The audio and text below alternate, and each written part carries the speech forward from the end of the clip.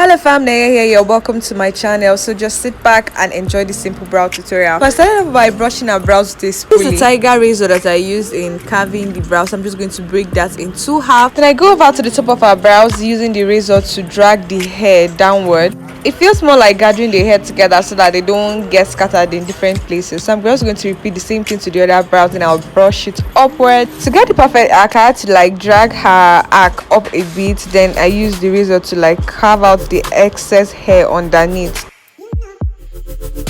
Then I go with my spoolie, brush the brow downward. Then I use my razor in carving out the excess length. Like I just want the brows to be at the same length so that when I brush it upward, some are no longer than the other. All of them will be at equal length. That's the essence of doing this.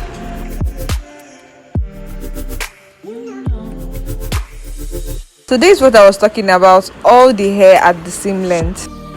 I'm going over to the other brows to repeat the same process. However, in the first I did something like a C curve, but this one I'm just doing more like a straight curve, like I'm just carving it straight up. I still brush the brow downward and then carve out excess length.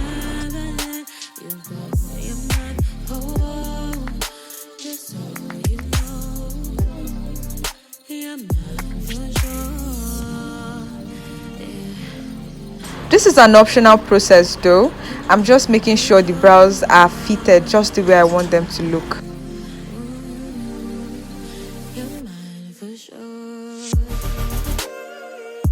We are done carving, so I'm just going to clean out the brow. And here is the finished work.